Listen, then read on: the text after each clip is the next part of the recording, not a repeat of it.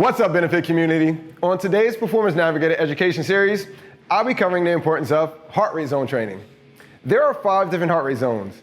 Zones 1, 2, 3, 4, and 5. Our program here at Benefit is centered around training in the proper zones to achieve the goals you want. To ensure you're training in the right heart rate zones, you're put through what's called an active metabolic assessment. This assessment pinpoints your specific heart rate zones to make sure you're working out as effectively and efficiently as possible for your unique fitness level and goals. So in short, in regards to the 5 zones, your zones 1, 2, and 3 are your lower intensity zones where you're predominantly burning calories from fat.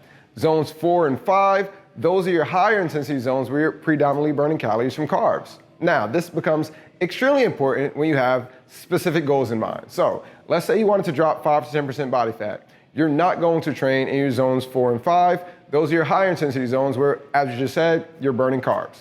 You're going to train mainly between your zones 2 and 3 where you're maximizing your fat burn. Now, if you're a conditioning athlete and you're training for a big run, you'll be training in your high zones 3 and 4, maybe a little in your zone 5 to train your lungs and your heart to increase your endurance and your lung capacity.